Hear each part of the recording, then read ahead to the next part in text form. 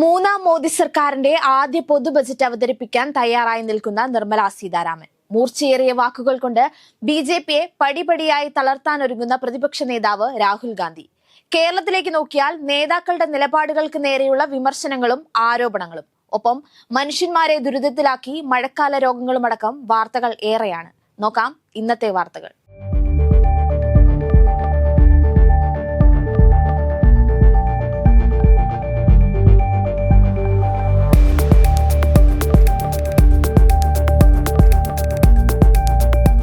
Thrissur mayor MK. വർഗീസിനെ വീണ്ടും പ്രശംസിച്ച് കേന്ദ്ര സഹമന്ത്രി സുരേഷ് ഗോപി.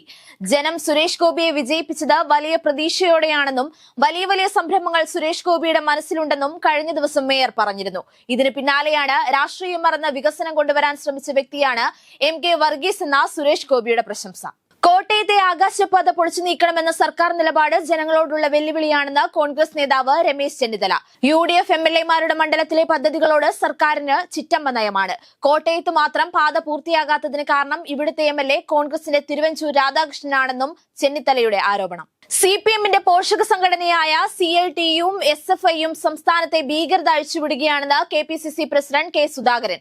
ക്യാമ്പസുകളിൽ SFI അഴിഞ്ഞാടുമ്പോൾ CITU പൊതുസ്ഥലങ്ങളിൽ ജനങ്ങളുടെ മേൽ കുതിര കയറുകയാണ്. മലപ്പുറം എടപ്പാളിൽ ചരക്കിറക്കലിനെ ചൊല്ലിയുള്ള തർക്കത്തെ തുടർന്ന് തൊഴിലാളികളെ അതിക്രൂരമായിട്ടാണ് CPM-ന്റെ തൊഴിലാളികൾ സംഘടനാ നേതാക്കൾ മർദ്ദിച്ചതെന്നും സുധാകരൻ. ഇന്നു മുതൽ 4 ദിവസത്തേക്ക് റേഷൻ കടകളില്ല. ഇന്ന് അടച്ചിട്ടത് ഈ പോസ്റ്റ് ക്രമീകരണത്തിനാണ്. നാളെ ഞായറാഴ്ച കട തുറക്കില്ല. തിങ്കളും ചൊവ്വയും റേഷൻ കട ഉടമകളുടെ സമരമാണ്. ജൂലൈ 8, 9 തീയതികളിൽ കട അടച്ചിട്ട് സമരത്തിലേക്കാണ് റേഷൻ കടയുടമകൾ നീങ്ങുന്നത്.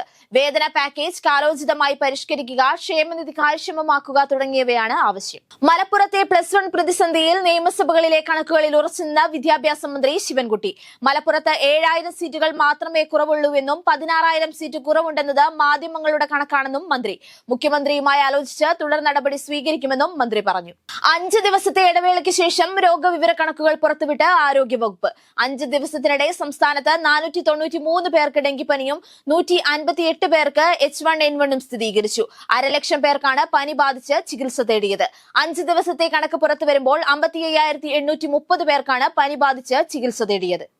AKG സെന്റർ ആക്രമണ കേസിലെ 2ാം പ്രതി സുഹൈൽ ഷാജന്റെ ജാമ്യാപേക്ഷ തള്ളി. തിരുവനന്തപുരം ജുഡീഷ്യൽ 1ാം ക്ലാസ് മജിസ്ട്രേറ്റ് കോടതി 3 ജാമ്യാപേക്ഷ തള്ളിയത്.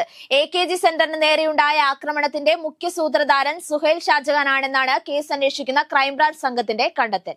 സിനിമാ മേഖലയിലെ സ്ത്രീകളുടെ പ്രശ്നങ്ങളെക്കുറിച്ച് പഠിച്ച് ജസ്റ്റിസ് ഹേമ കമ്മിറ്റി റിപ്പോർട്ട് പുറത്തുവരുന്നു. വ്യക്തികളുടെ സ്വകാര്യതയിലേക്ക് കടക്കാതെ റിപ്പോർട്ട് പുറത്തുവിടാൻ സംസ്ഥാന വിവരാവകാശ കമ്മീഷൻ ഉത്തരവിട്ടു. കെട്ടിഘോഷിച്ച കമ്മിറ്റിയെ വെച്ച് ഇടതു സർക്കാർ റിപ്പോർട്ടിലെ വിശദാംശങ്ങൾ 4.5 വർഷത്തോളമായി പൂഴ്ത്തിവെക്കുകയായിരുന്നു. റിപ്പോർട്ട് പൂർണ്ണമായും പുറത്തുവിടണമെന്നും WCC ആവശ്യപ്പെട്ടു. കാപ്പ കേസ് പ്രതിക്ക് സ്വീകരണം നൽകിയ സംഭവത്തിൽ വിശദീകരണവുമായി മന്ത്രി വീണ ജോർജ്.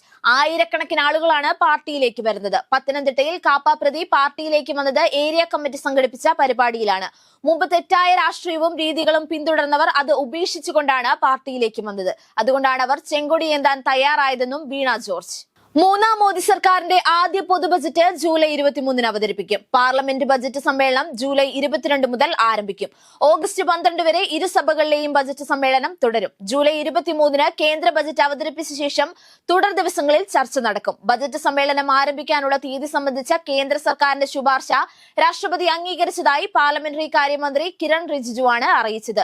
കേന്ദ്ര ധനകാര്യമന്ത്രി നിർമ്മല സീതാരാമനായിരിക്കും മൂന്നാം മോദി സർക്കാരിന്റെ ആദ്യ സമ്പൂർണ്ണ ബജറ്റ് അവതരിപ്പിക്കുക. ലോക്സഭാ തെരഞ്ഞെടുപ്പിൽ അയോധ്യ ഉൾപ്പെടുന്ന ഫൈസാബാദ് ലോക്സഭാ മണ്ഡലത്തിൽ BJPയെ പരാജയപ്പെടുത്തിയതുപോലെ ഗുജറാത്തിലും ജനങ്ങൾ BJPയെ പരാജയപ്പെടുത്തുമെന്ന് പ്രതിപക്ഷ നേതാവ് രാഹുൽ ഗാന്ധി. തോൽവി ഭയന്നാണ് അയോധ്യ ഉൾപ്പെടുന്ന മണ്ഡലങ്ങളിൽ നിന്ന് നരേന്ദ്രമോദി പിന്മാറിയതെന്ന ആരോപണവും ആവർത്തിക്കുകയാണ് രാഹുൽ ഗാന്ധി.